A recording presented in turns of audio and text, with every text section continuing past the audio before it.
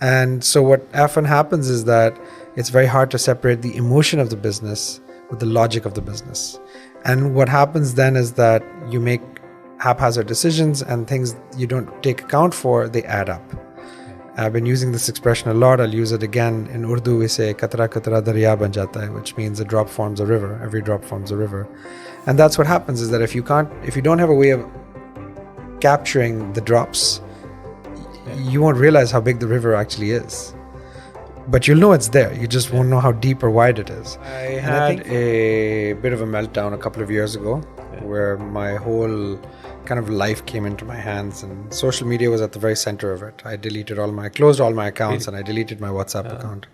It was a very interesting moment, because when it happened, literally seconds after my WhatsApp went blank, because when you're on groups, it suddenly shows you're leaving. But if multiple people are on the same groups with you, they see a pattern, and then suddenly they think something's wrong.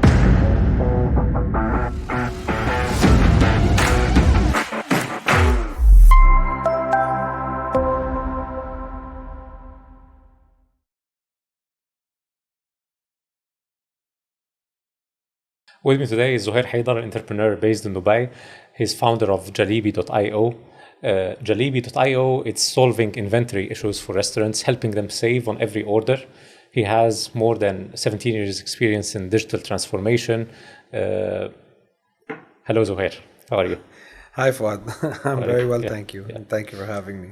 Zohare, now you have started before Jalebi. So Jalebi, you started it in 2020. 2020 was when we started working on the idea.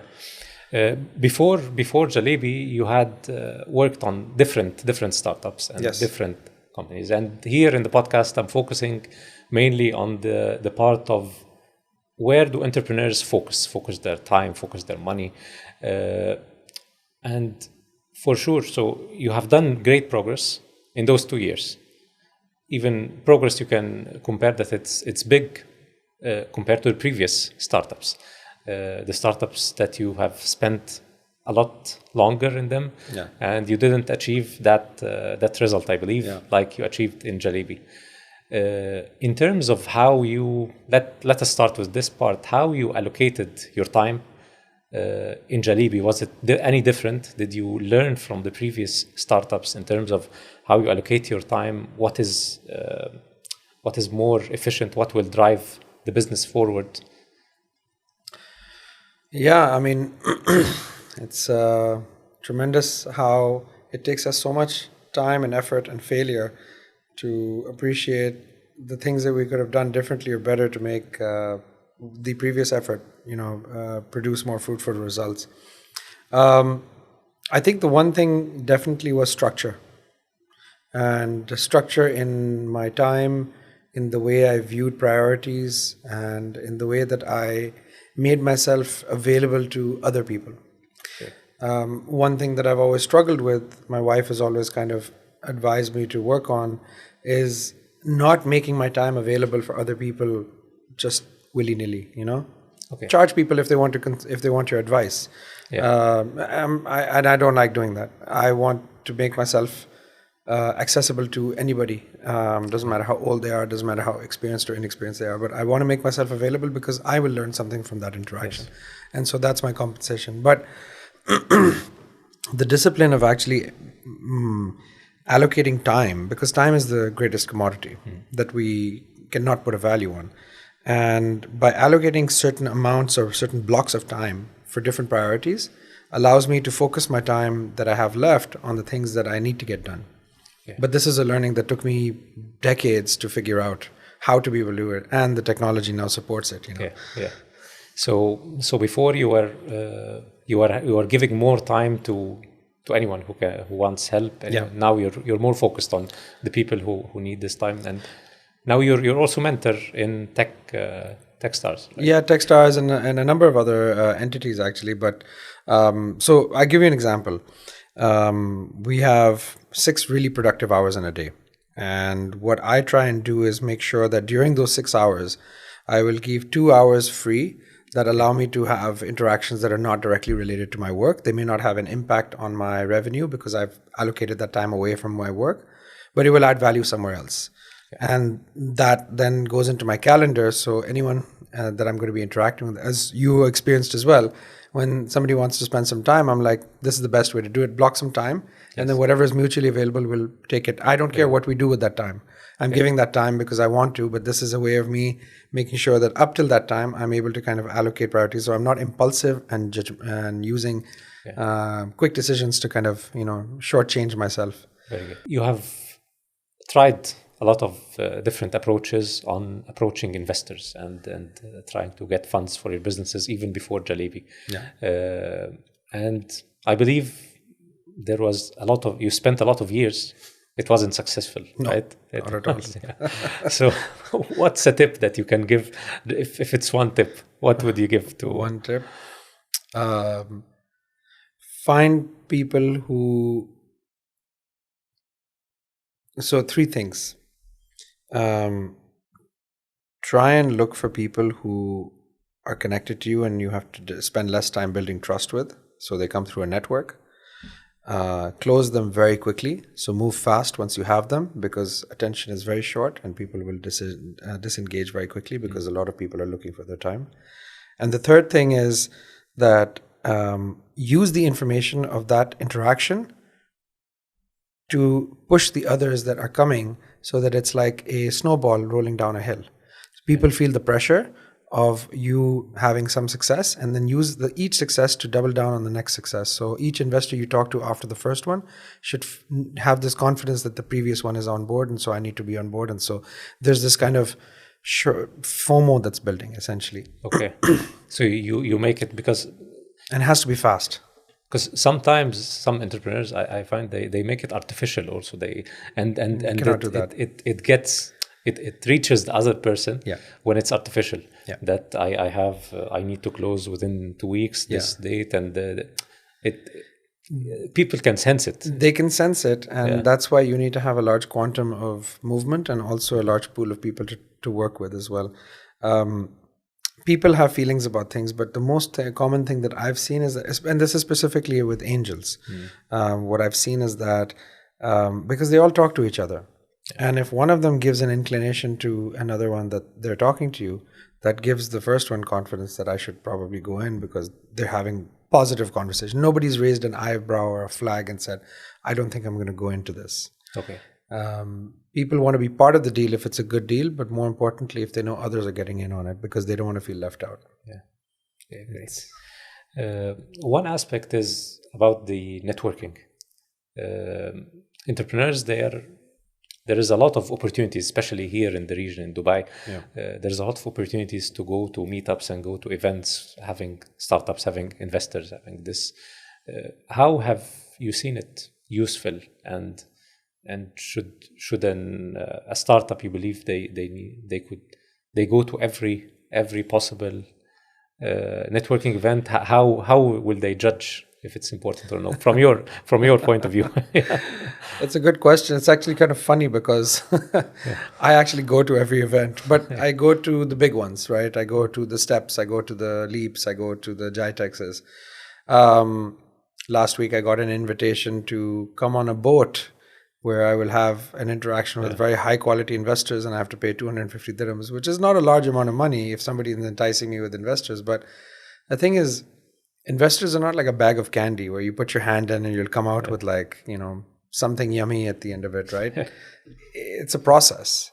And one thing that I've learned through this process that really works is that even in the previous instance where I mentioned that you need to move fast, you can't meet someone and close them very quickly. There's a whole process build up before you actually start the closing process. Yes. And that's relationship building. Yeah. And that happens through interaction. Like you and I, for example, we've known each other for a few years. We've met at various events and occasions. And now I'm here because you feel that I might have some value to add to your listeners in your community, which I'm grateful for.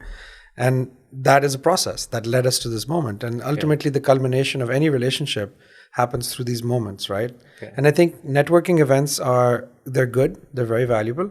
But I think it's also important to be very judicious about how many you attend. And if you attend every single possible one because you're hoping that you'll meet that one investor. Yes. if you see a pattern of investors moving to certain events and you want to be associated with some of them, then go to those, because it's good for them. If they don't know, if, let's say, for example, there's an investor you really like and want to get on board, and they don't know anyone at this one event you're at except for you, there's an opportunity for you to really leverage that time, because you might not get that. And that's casual. It's not like a planned call where you have this pressure of, I need to share pitch deck and I need to talk about business, but they get to know you a little bit, because at the end of the day, they're not just investing in you. Many people say that it's the founders, but they're actually investing in who you are and your values, because they want to be able to celebrate you. So it's a blended answer, I think, but yeah. Because some people, I find them, they are against it. But yeah, this balance is good. Something else, because I see you're very active on social media, on LinkedIn especially. Yeah. I don't know the rest, but on LinkedIn you are very active. A lot of founders, they are not that active. Do you see that this has given you more opportunities, and how to what extent should someone who's building a business, you believe he gives that much time to the social media and to checking the updates and following and commenting and making posts and creating content for his own personal brand to be reflective of the business? Because some entrepreneurs, their character, it's not that way. Maybe you are more of an extrovert. Some people, they are not that. So should they force it? If they are not an extrovert, should they force it and try to create content, or how do you? I had a bit of a meltdown a couple of years ago, where my whole kind of life came into my hands, and social media was at the very center of it. I closed all my accounts, and I deleted my WhatsApp account. It was a very interesting moment, because when it happened, literally seconds after my WhatsApp went blank, because when you're on groups, it suddenly shows you're leaving. But if multiple people are on the same groups with you, they see a pattern, and then suddenly they think something's wrong. I got about 5 calls from people who I never get calls from, saying, is everything okay? And that reset was important for me, because it allowed me to kind of go back and recalibrate. And when I came back into the digital sort of space, I went on a hiatus for about a year, maybe 6 months. I came back with the decision that I was going to prioritize my focus on LinkedIn. It wasn't a plan to do this for a reboot for LinkedIn, but I took that time to figure out, okay, if I'm going to put all of my social media effort and time, because I need to be present, I will choose a platform that is relevant for me. And for me, it was LinkedIn. It took me a couple of years, but with some pattern of comfort and consistency. It's not like I have to post every day at 4 p.m., but it's this feeling that I've got something to say and it might add value to me and to my community. And so I publish it. Some content does really well and some doesn't. But to answer your question about adding value, I wouldn't be here probably if you and I were not connected on LinkedIn and you didn't see that, right? Because I think at the end of the day, it reinforces itself. Yes. I was on Dubai Eye Radio yesterday, and they invited me on through LinkedIn.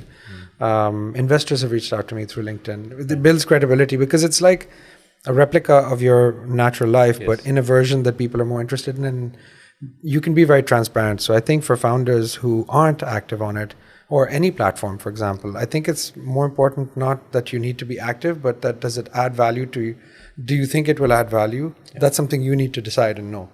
And then the rest of it is really just trying to be as natural as you can and talk about things that people care about. Yes. But that you are somehow able to speak about with some kind of authority or some sense of guidance or insight that people can benefit from, because people will interact. But the other part of it, I'll say very simply, is that I try and my screen time can be a big problem, but I try and interact with other people's content, because reinforcing other community content is also helpful, because ultimately the world has a way of coming back and giving you support. Interesting. I'm interested actually to know what happened to make you decide to leave for more than a year. It's, leave the social media. I just had a kid, and my wife and I just had a kid, and he was probably a year old at the time. And I was very engrossed in. I was running a digital agency, which still runs, but I'm not involved in it very much. But again, I had no way of prioritizing my time. and everything was just getting muddled and mixed up together. And I realized that actually my phone had just upgraded to the newest version of Android at the time. I don't know, 7 or 8.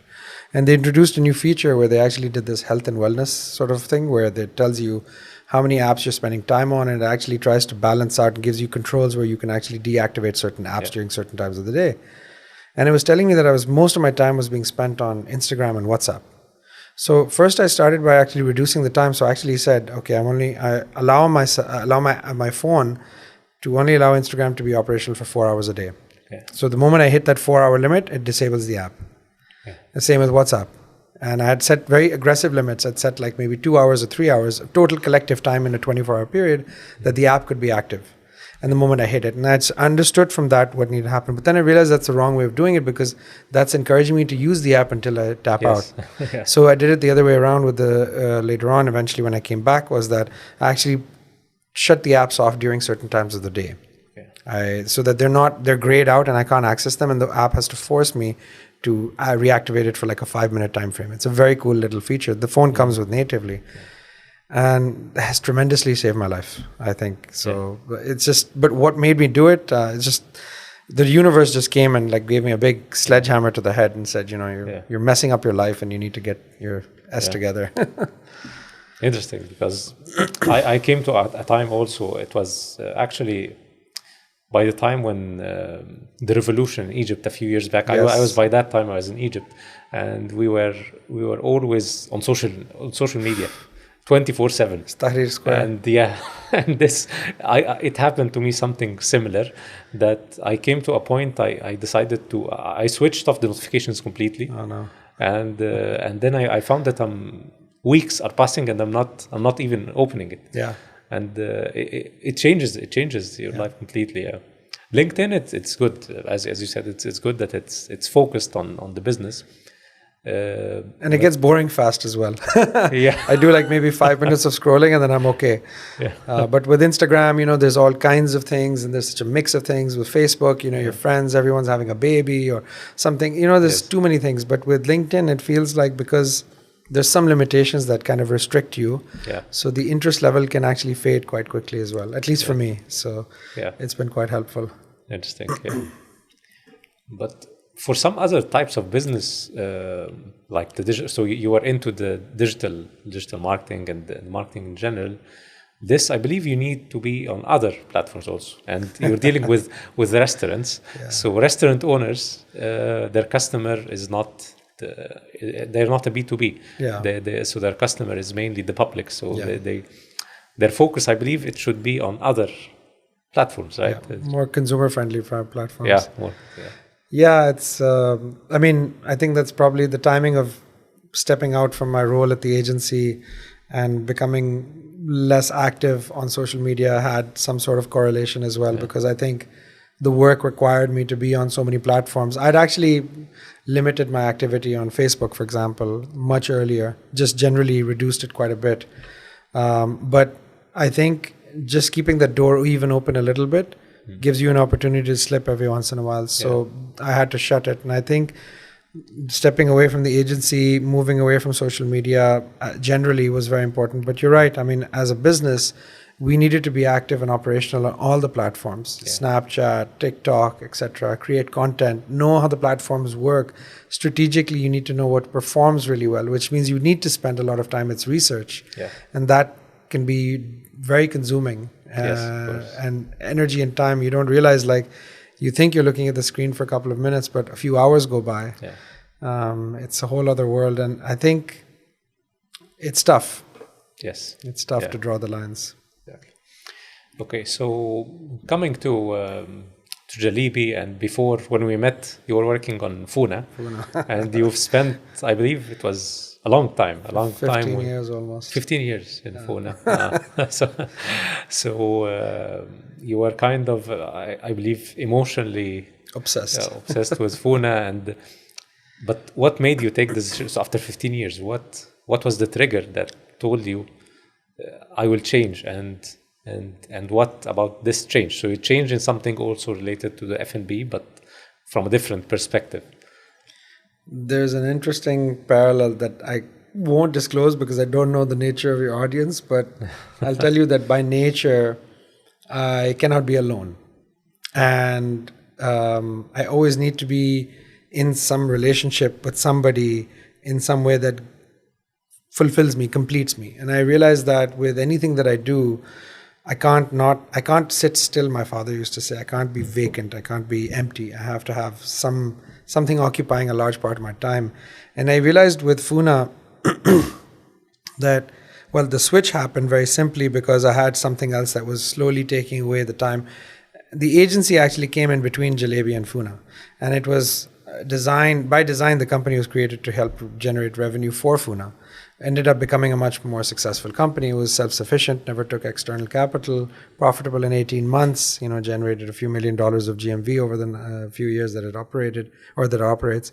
But I think what really kind of did it was, there's a person I met and, he came on as an advisor, and he knew the opportunity that I was basically going to be, had the potential for, but I couldn't see it. And so he had to first start by helping me separate myself from Funa, and by introducing an idea that I could work on that would build on top of what I'd been doing with Funa, but in a new way. Okay. And then phase 2 was to alienate me from Funa so that I stopped thinking about Funa, maybe use that as that's a great amount of years of experience and research that I have that I will now apply to something new.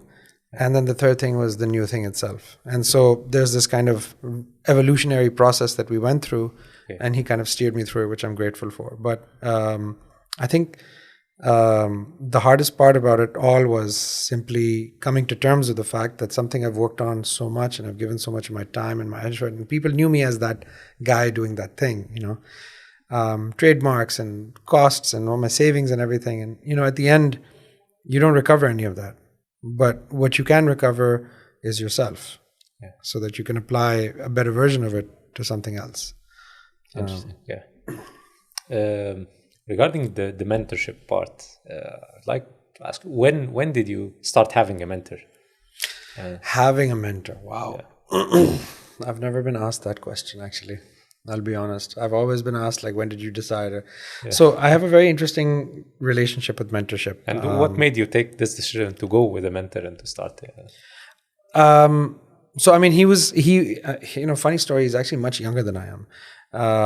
And at the time, I was really concerned. I was obsessed with the idea that age and experience go hand in hand. Mm-hmm. I've later learned that that's actually, it couldn't be farther from the truth.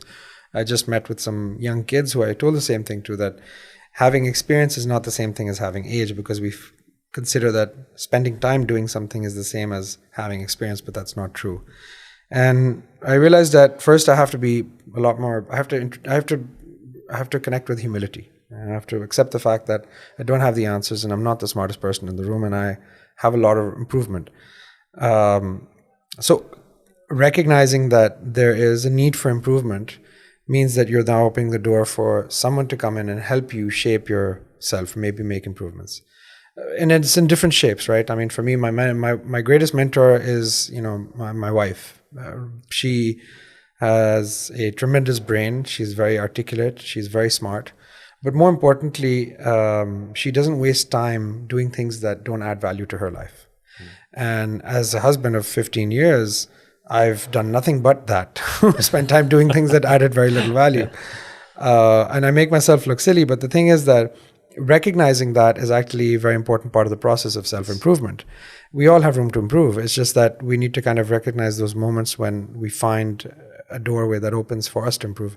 So with him, I never thought of him as a mentor as much as I did like an advisor to the business, but I guess in a way you're right, actually he was a mentor. And I took a lot of guidance from him because ultimately that's what steered me. And funnily enough, before that I was lacking a mentor in that capacity, someone who could steer my business thoughts or my work thoughts outside of my personal relationship, somebody who didn't care about how I felt. I think the most important part of it was he just didn't care how I felt about it. What he cared about it was the version of me that would emerge from this process. Because somehow he could see it, but I couldn't. And so it wasn't a voluntary, I need a mentor and I went and looked for one. But he happened to come in my life in a time when I was looking for something different. And we built a relationship, a lot of trust, and, eventually it prospered into something much more fruitful. which I'm grateful for. Interesting.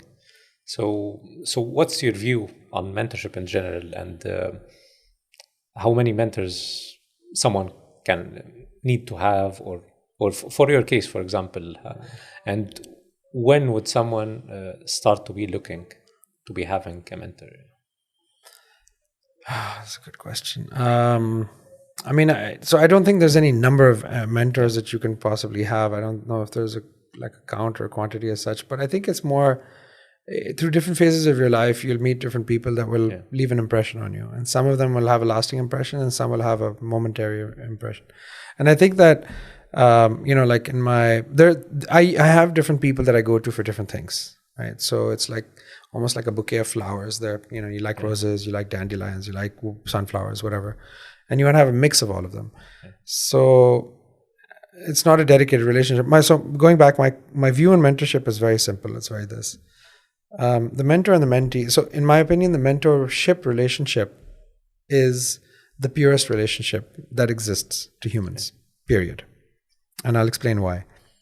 It is the only relationship that I know of which has no preconceived requirement, except that I'm willing to put my time and talk to somebody and they're willing to put their time and talk to me. Yeah. Now we call ourselves mentor mentee, but I think the mistake is where we think that the mentor is the one imparting wisdom and the mentee is the one absorbing wisdom. Yeah. Actually, I think that it's both ways. I think that the mentee is imparting wisdom on the mentor as well, because it's kind of like I'm vibing off of you and your energy and you're helping me steer my thoughts while I'm helping you steer yours. Yeah. And we have no relationship. I think people might look at mentors as someone who comes from family or from friends, but actually I think some of the best mentors come from no relationship of that kind at all. Yes. Because then you have no bias and you have no requirement to meet each other's criteria. And I think for me, that purity is what makes a mentorship relationship great. It's a problem when somebody comes in as a mentor and says, I have XYZ experience and I will impart this knowledge on you. Because there's a little bit of ego and arrogance that then makes the mentee feel like I need to be grateful and thankful for this moment. And so I think that dynamic makes it a bit complicated. That's my view on it. And so that's how I approach mentorship, is that I never look at somebody I'm mentoring, for example, as someone who's less than me. I look at them as an equal because they will teach me something that I wouldn't have known either, and vice versa. Interesting. So you're currently also mentoring other startups and as part of Techstars and I believe outside. What is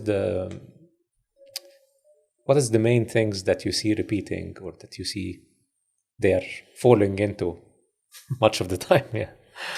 I mean, one can't help look at somebody and say, I went through that, because you need to be able to relate at some point so you can give something relevant. Yeah. I think some of the things that I see most common is, number one is a lack of coachability. People not being willing to not just hear something, but to actually listen and understand it. And something I struggled with for a long time, that's why I recognize it, is that being able to take knowledge, take guidance from somebody and being able to... You were like this. I was like this. I was so arrogant. I couldn't take advice. I thought I had I had my everything together. I knew what I needed to do. And yet I wasn't. And I could tell instantly. I never really understood it back then, but I could see how people would just dismiss it and say, okay, fine, this guy's beyond help. Forget about it, right? I'm a certain kind of person, and I will have to trip over my shoelaces a few hundred times until I realize, maybe it's me. Maybe I need to change something. It's not the world. And I think that the whole mechanism or the whole process has a lot of opportunity for self-reflection. But being a mentor with different communities, I think it helps to pay it forward as well, because you learn a lot. And so you're able to kind of pass that knowledge on to other people and save them some time from making the same mistakes. But I think the things that I see most often are, number one is that people are not coachable. Number two is people have maybe a mistaken understanding of how to build a business because they don't have all the information in, so they don't assemble the process in the right way. For example, they bring, legal aspects or accounting practices much later in the game when it might be a little bit late because they haven't managed the money well, or they don't have, some paperwork in place, or they're focused on the one part of the business that is not providing them with a lucrative return. And again, these are on self-reflection. Whereas, if they were applying their energy in something that was more efficient, they might see better ROI on it or whatever. But I think the other thing is also how they look at the world around them, their role in it as well. There's a sense of entitlement that comes with maybe being an entrepreneur sometimes, and losing sight of your purpose and your why can sometimes make you prey or a victim to entitlement. And I think we need to stay humble and actually try and keep asking questions and trying to learn from others, and an open mind. So I think these are all factors. And I'm over 40. I've had a few ventures, and I think when I look back and I say, what could I have done differently? I have zero regrets. But what I do wish I'd done better was probably listen more to people when I had the opportunity. Yeah, interesting. So you believed all those experiences, they have helped, and so you had in the digital and in digital advertising, digital marketing, you had a lot of experience. You believe this has helped, and should someone go into a track where so why did you start in digital advertising? Tell me about it. I was at the Web Summit in 2014. It was the first time I met Mudassir Sheikha. I mentioned him earlier. And we were sitting in this big amphitheater, and there was this stage, and they had Bono and a couple of other very famous people there. And all I was thinking was, I went there because I needed to validate the idea that I should become an entrepreneur, I should work on Funa, and I should make that into my life's work. And I was a full-time employee at the time. I'd just been to Dubai, moved to Dubai like a year and a half earlier. And I realized in that moment two things. One is that, yes, I should pursue entrepreneurship, but B, I also need money to do it. And I don't have money coming in from my job, and I don't know how to raise money from investors. So I need third avenue. I need to create money. And I was looking, and this all happened in the span of about 15, 20 minutes. I was sitting between two people who were traveling with me, and I thought to myself, what is a skill that I have right now that I can take to the market? And I'm a marketing guy. I'm a digital specifically. I understand social media. I understand brand and content and things like that. And so I looked at I think it was my left or my right, and my developer who used to work with me on Funa, he was with me, and I said, listen, if we were going to name a digital agency, what would I name it? And he used to manage all of my domains. So he just looked at me, didn't take a breath, and he just said Digital Street. And it was like the domain we had was digital.st. And so it was like instant, and I was like, in that moment, eureka, the idea was born. And so I spent the next month working on it. So it was kind of, what is the fastest way for me to take a skill that I have to market? I needed three things. I needed social media, websites, and creative design. I can't design. I can't build a website, but I know how they're done. So I had to then go and assemble a team of people who would be able to do that, and then basically go and sell that product, right, as a company. And it worked. I mean, it took me very little capital to create the company and generate a lot of value. Interesting. So what made you deviate from this direction? Because you're good at this. I know you're good at the part of the marketing and this. Was it something related to your purpose? You wanted something, or it was related to something else that you didn't feel that this is your area? It's a good question too. You're asking a lot of very good questions. I think I don't think that was ever my purpose. I think that was, so think of it this way, right? Like a lot of people are afraid of AI and automation, right? But we have nothing to fear because we're actually very intelligent creatures, human beings. We're fearing it because we're worried about what it's going to do.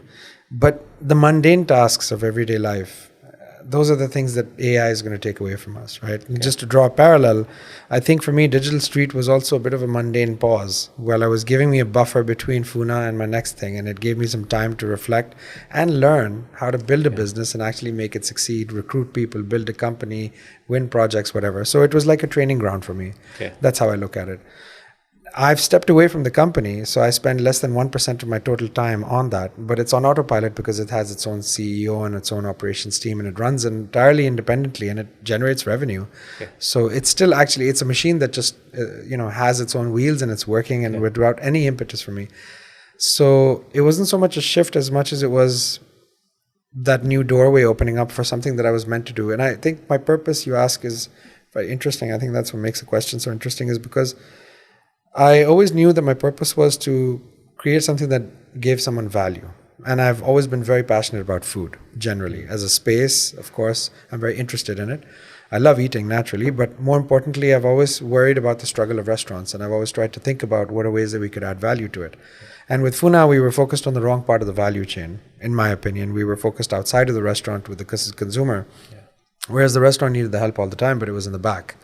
And so with Jalebi, what we tried to do was take that learning, and actually was what my advisor ended up suggesting, was that those 15, 16 years of experience working with restaurants, learning from them, interacting with them, creating content with them, and also understanding how limited return there is on that side of the business, that we need to do something that has lasting value. And B2B, for a restaurant where the most sensitive part of the business is the inventory, helps us to do something that has longer value, long-term value, which is harder to build for. But I think it was... And also it has to do with my co-founders, like finding the right people to build with. It's not an independent thing. Having co-founders who share that vision with you, or who have that ambition to create a vision with you, right? So a lot of factors came in and kind of just boom, moment happened and you realize, wow, this actually makes more sense. I actually feel better waking up in the morning. Interesting. Yeah. So in general, related to the food industry, how do you see it going? After you said this, I'm interested to know your view in the food industry in general. You see any change happening, any major change happening in the way restaurants operate, in the way... there was a big shift happening in the last 3, 4, 5 years. A big shift to delivery, so do you see another shift happening, or you see people going back to the restaurants? You see mixed experiences, the disappearance of the concept of a restaurant in general, having it as areas where people get entertained and the food, it just comes to them. Somebody, I won't quote, but somebody said something once, not too far away, also in the restaurant technology space, that a very bold statement about how robotics is going to take over the largest part of food experiences. But I think the way in which they presented and talked about it was to say that the best way to achieve efficiency is by introducing automation and robotics into the whole operational process, right? It's like the cooking, the preparation, and all of that. And I think because the way the earth, there's a lot of things you have to look at, right? The population of the earth is increasing. There are hungrier people in the world. Price parity isn't changing. People are richer or very poor. Middle class is thinning out in a lot of countries. Food scarcity is the biggest thing that threatens, waste is the biggest thing that threatens food scarcity. And there's a lot of these negative things that are kind of perpetuating. And they're all stemming from, let's say, a lack of moderation, right? And in Islam, we're taught to be moderate in our choices and our actions. And I think one thing that I realize is that with food, it's one of the 3 most important things in life, right? Other than, air and a roof over your head, in my opinion. Let's say food and water go together. So you need air to breathe and you need a roof over your head so you have some dignity and a place to live. And I think with food, the biggest dynamic that's going to happen is that there's going to be this push and pull where the relationship that people have with food will also start to see new light. There's going to be improvements in the way that food is made and how it's served and how it's managed. I think that waste is going to get better and controlled because there will be automation and technology that improves that. I think we'll play a big role in that ourselves as a company. But more importantly, I think that the one thing that's never going to change is that there is this inexplicable love that people have with food. As a consumer, as a consumer of food, right? We all consume it, whether we're on the B2B side of it or the B2C side of it. And tell me a scenario where you went in and there was some sort of like non-emotional dynamic that occurred where food came to you, you ate it, and you would just love the experience, absolutely loved everything about it, and you would repeat that 100 times a day. Yes. Versus when food is being made in a messy, noisy kitchen at home, when there's a lot of smell everywhere and the food is being thrown on the table and there's excitement and passion. That makes life exciting and interesting, right? And I think that's the relationship people have with food deep down, whether they like it or not, is that, and food, by the way, as an industry is a very emotional industry. Like our currency and our sales strategy is to never sell. We don't sell. We sell by not selling. That's our whole approach. And the way we do that is, it's actually a very interesting approach, is that we go to the heart of it by building a relationship with people and getting, because they're emotional decision makers, right? Yes. They're customers that we need to build. And we can't go in there and say, hey, you're having a problem and we can solve it for you. Instead, we go and try and understand who they are, what they are, understand their business, and try and build a relationship. And then when the time is right, we start talking about things that they're struggling with. And then you're looking at parallels between what we could do to help them, and then bring in something, unless we already have a relationship with them. Okay. And the idea is that food has a very sensitive relationship with people. And I think the evolution of it is always going to be where we can safely introduce technology in a way that has a responsible role to play. But at the same time, it complements the existing relationship that people have with food. But I think that the one thing that we need to control is the waste. I mean, I was reading in one of the GCC countries, I won't name them, just the average per annum food waste per person, so per capita, is 500 kilograms. Okay. Just think about that for a minute. If you weigh 100 kilograms, 5 people your weight is the weight of total food that is wasted by you individually every year. Now imagine that across the entire region. That is irresponsible. That has to change. But you in Jalebi, you are focusing on managing the inventory part. You're not getting into the waste. So as this is a big part, you're not thinking to find solution or partner with someone to get into this area. I've seen even in the past 2 days in Step, I've seen a couple of businesses in that area, and it caught my attention because some of them were even from the farm level. They were taking the things that are not good enough, and they are packaging it and selling it. With the restaurants, it could be because it's huge. The waste, as you're saying, it's huge. So you don't think that you will play a role in this area? We do, actually. In fact, we already do. So food waste has 3 stages: the creation of the material that would become wasted, the process because of which it becomes wasted, and the moment where it becomes waste. So follow me. The orange that grows on the orange tree, the shop where the orange is kept or stored or sold from, and the person who peels the orange and takes the skin of the orange and puts it in the bin, right? Yeah. That's just the life cycle of the food, right? Now, in a restaurant scenario, for example, raw material comes into the business. The material gets used to create a final product. And then there's going to be 2 kinds of waste created. One is the refuse from the material that was not used in the preparation of the food. And one is the leftovers that was not consumed by the person who it was intended for. Yeah. The 2 types of waste. And mostly both of those could actually go into composting, for example. Now, there's a company that works on that. We're hopefully going to partner with them soon as well. The Waste Lab, wonderful company. I know the 2 founders quite well. And so they take care of that part where they take the waste and actually turn it into compost. So they bring, that sort of circular economy in play there. Then there's companies like the Right Farm, where they actually manage that whole relationship from the farm to the wholesale, so they can actually improve and optimize.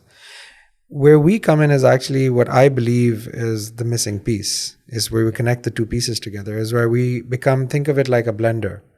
And you put the whole thing into the blender, and then what you get out of it is the juice, right?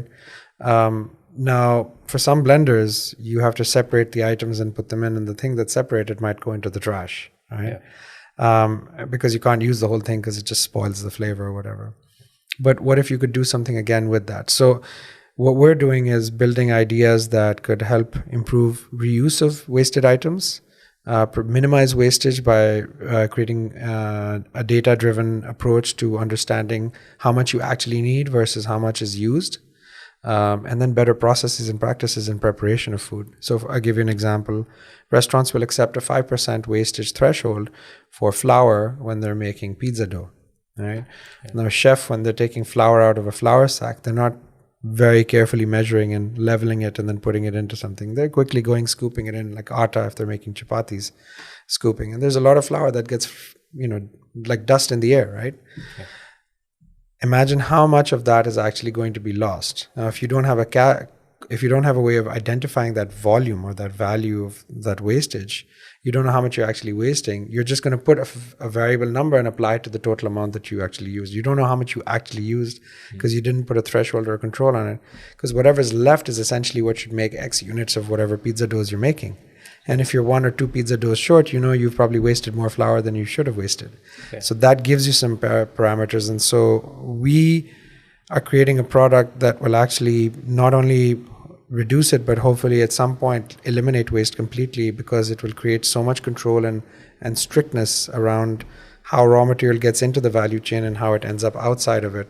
And the data that drives how much should go into it and how much actually came back from it. So that they have better decision-making power through recommendations. And interesting, yeah. I like the idea of Jalebi because it's as you're saying, there is no one tackling this particular area, no one focusing only on this particular area, and relating to this from a business perspective, that a lot of people they focus on what is popular, what is known. Yeah. So you will find a lot of people who want to start a business. He's been working whatever in a strategy, in finance, in any job, and he's reached a senior position. Yeah. The first idea that comes to his mind is, let's start a restaurant. This is the first thing that comes to. I don't know why, but it's easiest. Seems like the most painful choice. Yeah. Let's start a restaurant. And in most cases, it fails because it just the only motive is to just that restaurants, people never stop eating, so I will start a restaurant and I will make. And you will just sell. Yeah. So, as someone who is benefiting from this, how do you? What's your advice if someone, a relative of yours, for example, he came to you and he told you, I want to start a restaurant? What would you advise him? What would you look in him to decide if he will start a restaurant or no? Yeah. Well, I mean, first thing is I just tell them not to do it. Tell him not to do it. Yeah. Just no, don't do it. But I mean, the thing is, I'm in no way, shape, or form an authority on building, operating, or running a restaurant successfully. That's not my area of expertise.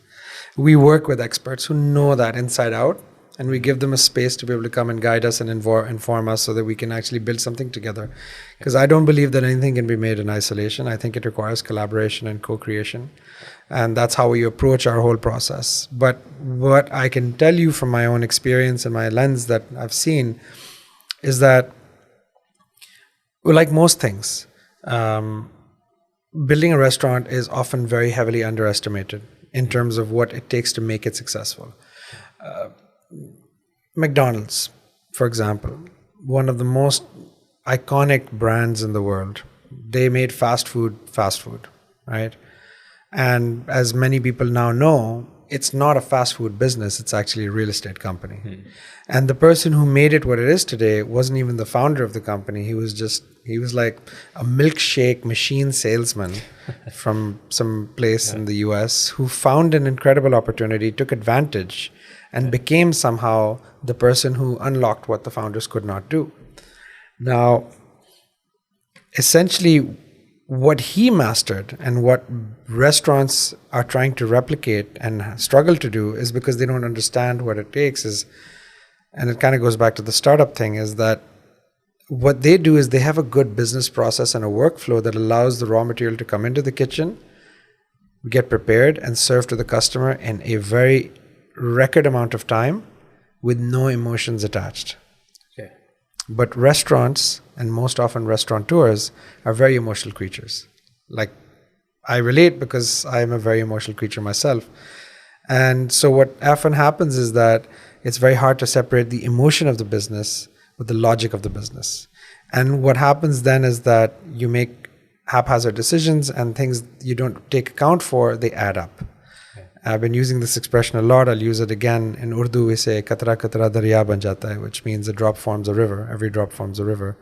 And that's what happens, is that if you don't have a way of capturing the drops, you won't realize how big the river actually is. But you'll know it's there. You just won't know how deep or wide it is. And I think for restaurants or people getting into that, I would simply say, be very thoughtful about what you want to get into. try and start with a very small and very basic menu. Learn the mechanism and the process of running and operating a restaurant before you get into a complicated menu. I find a lot of restaurants, especially Pakistani and other South Asian concepts, where they have more than 100 items on the menu.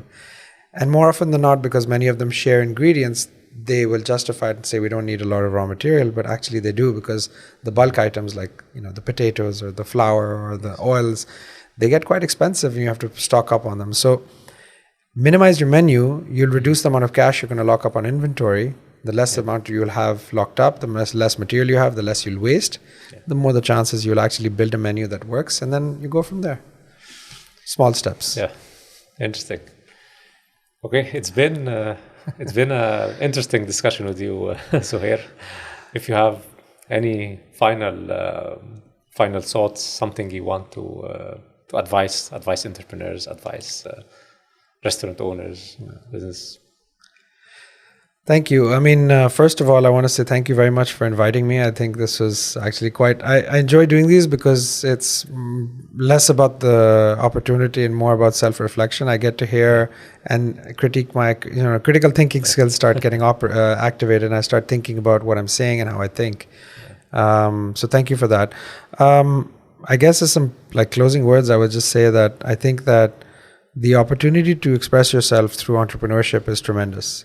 I think there's a great responsibility that comes with making good choices and sensible choices that have minimal impact on you and those around you. Because what we often fail to realize is that being a successful entrepreneur isn't so much about how good you are as an operator or a decision maker, but how good you have it at home. Because what we don't take account for and what we don't realize is that the biggest reason why we are successful as entrepreneurs, especially for people who are married or in a relationship, is the role that your home or your spouse plays in it. Whether they're taking care of the kids, whether they're running the house, whether they're making sure you're fed, because you forget to eat because you're so busy doing whatever you are. And an appreciation for that is very critical, because that literally is the other half of entrepreneurship that never gets spoken about. And then the other thing that I would say is, and this is something that I've become more and more conscious of, and I want to speak about this more often, is mental wellness and health, and especially about being thoughtful about your actions and the implications they have on your mind and your body. Okay. We eat poorly, we stay up at random hours. I'm very disciplined about that now, or at least I am better than I was before. Maybe there are days that I'm not disciplined, like last night.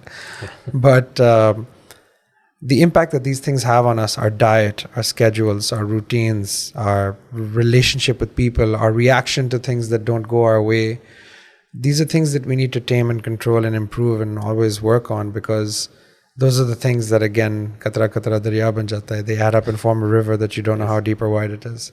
And so taking care of yourself, taking care of your home, and then the rest of it, I think, will just have a natural way of falling in place if you're an inquisitive person. Yeah. Thank you. Thank you, Zohare. It was interesting meeting you and a pleasure having you here.